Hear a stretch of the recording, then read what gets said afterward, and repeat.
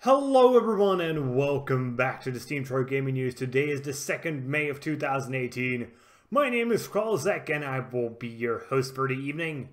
Today we got two stories for you guys. So first we're going to get a look at a potential blocking of the sales of the Nintendo Switch in the United States. And secondly we're going to take a look at a lawsuit against Samsung, Micron and Hynix as they're being sued over a potential DRAM price fixing scheme. But we will start with the Nintendo Switch potential block in the United States, as that is the news that I'm going to assume most of the people will be most interested in. So when the Nintendo Switch launched pretty soon after, in August of 2017, a tablet manufacturer named GameWise had its moment in the spotlight as they sued Nintendo over the Switch controller, the Joy-Con design. The company GameWise has previously filed a patent for a tablet with detachable controllers, and they essentially accused the Switch of, stealing this idea. And I gotta say, I can sort of see why, but I don't think this is such a grandiose idea that nobody ever could just come to it. But according to the court records, GameWise has actually voluntarily dropped the lawsuit over to Nintendo in October, so it just took a few short months until it seemed everything is settled. But right now, the United States International Trade Commission, known as USITC, has announced that they will be investigating Nintendo over regards of a certain portable gaming console system with detachable handheld controllers and components of thereof. The USITC explains that this is a direct result of a complaint by GameWise. And the GameWise company has also asked for a limited exclusion order and cease and desist orders on the Nintendo Switch.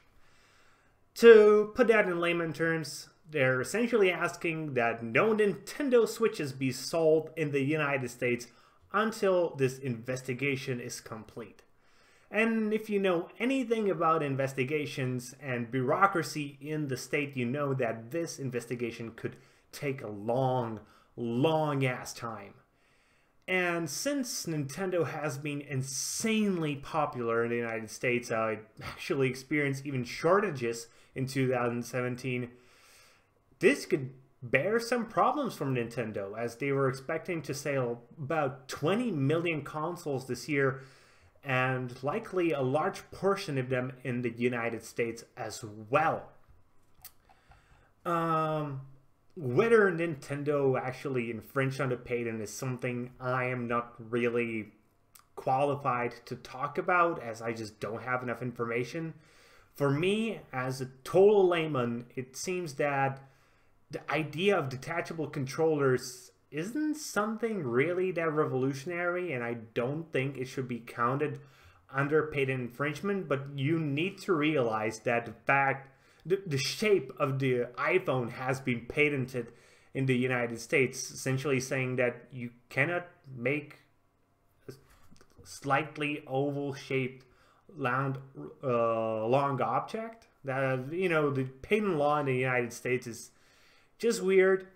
But on the other hand, Nintendo actually does have a long history of patent, well, not specifically infringement, as they have always reached some sort of the deal with a company that has been suing them over patent infringement, but they do have a long history of patent problems. Let's call it that. For example, the name Donkey Kong, actually, the 3D camera technology used in the 3DS, or even the multiple screens on the 3DS. Actually, Philips aimed to ban the VU over patent infringement. I'm not exactly sure what the case was there, but what this means is that we can expect two possible outcomes out of this.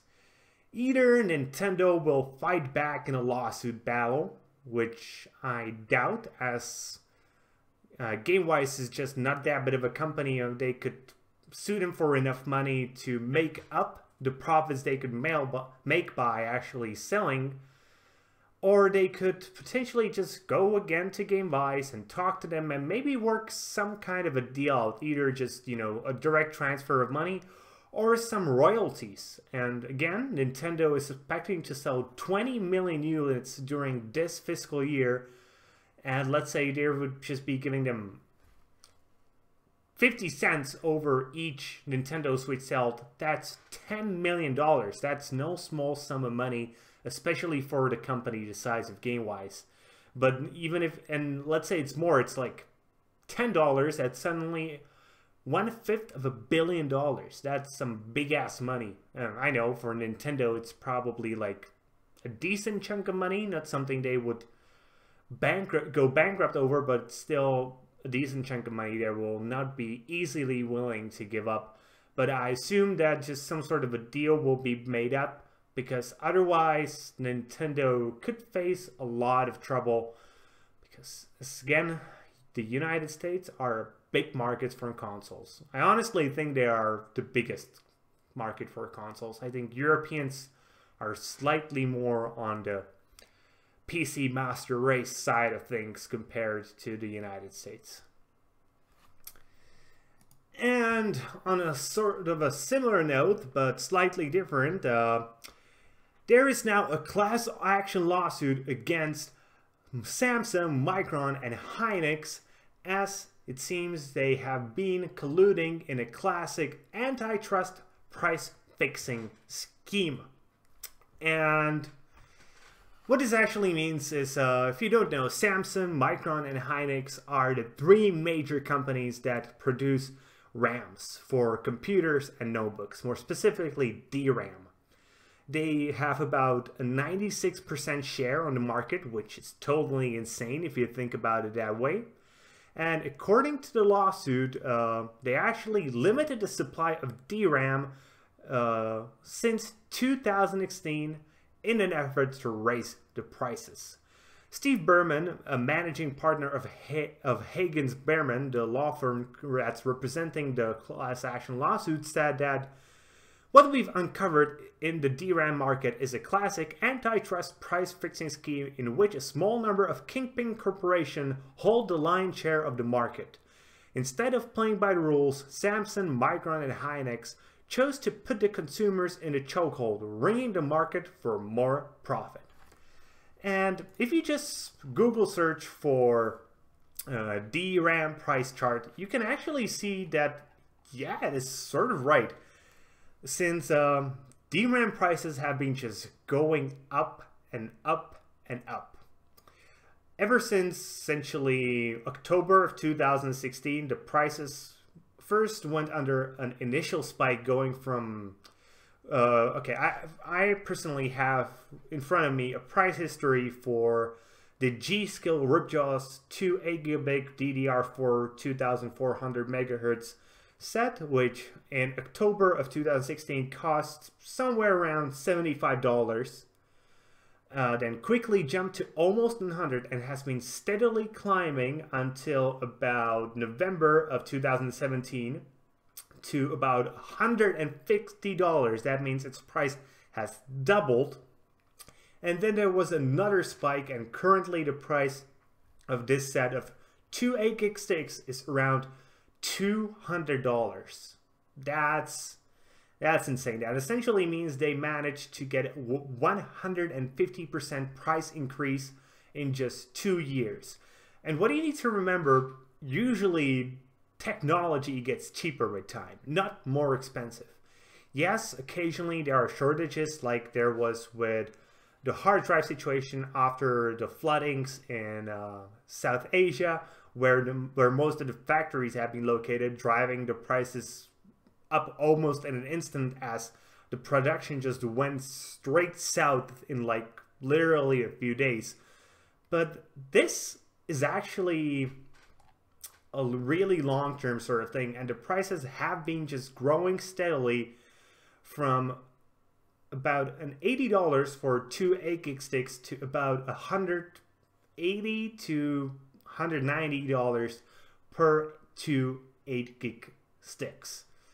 That means the price has essentially doubled in 2 years. In a market where prices usually go down as the process gets more efficient and companies realize there is a bigger demand, so they increase their supply, and then the demand slowly diminishes as most of the people have already bought their sticks, so the prices go down again. And here it's almost a steady rise of prices. If anybody invested in these companies, he's probably doing insanely well right now. But I am willing to agree that it does seem that these companies have reached some sort of a conclusion to rise up the prices. And on top of that, Berman actually added that this isn't the first time we've caught the DRAM industry in a scheme to squeeze more money out of the consumers. We've achieved a $300 million settlement for DRAM purchasers in a similar case, and we intend to prevail for the customers again. So it seems that these companies do have a history of colluding together to drive up the prices.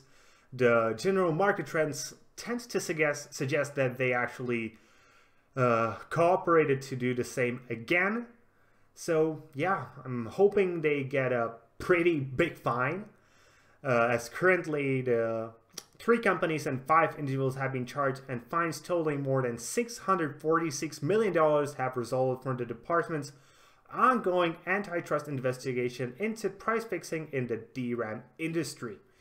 So $600 million is a pretty big deal, though I honestly would like to see it being even higher, as I'm going to assume that even with the fine being as high as it is, it's nothing compared to the money the companies managed to get out of the consumers. That's RAM is just a thing you need if you want a computer, and you also need it if you are a notebook manufacturer, and you also need it if you're making consoles and many other products. RAM is just essential, and DRAM is your typical product that is used in the vast majority of technologies, I think, apart maybe from mobile phones and switches. But anything similar to a computer or a notebook actually uses DRAM, and even many tablets actually do. And I don't think, I'm not completely sure what kind of RAM a phone uses. Let me quickly search that. RAM a phone uses. Okay, so they actually also use DDR-RAM, even though it's called LPDDR-RAM, which is a low-power double data rate version of classical RAM, but that means it's also classical DRAM, so even mobile phones have been affected by this. So imagine, like, if you have a 6-gig phone, you could probably save like $20 on the price of your phone. Or the manufacturer could have maybe sold your phone a bit cheaper. And you probably buy a phone once a year, you probably buy a computer like once every 3 years. And there are so many computers out there in the world and so many devices that use RAM that these companies probably made billions of dollars on this.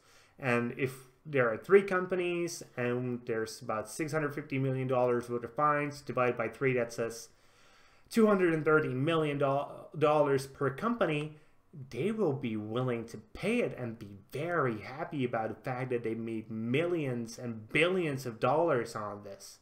I honestly would like to see something close to, let's say, 500 million per company, but that is somewhat unlikely. Hopefully, at least this amount of fines gets put out and the consumers get their money back.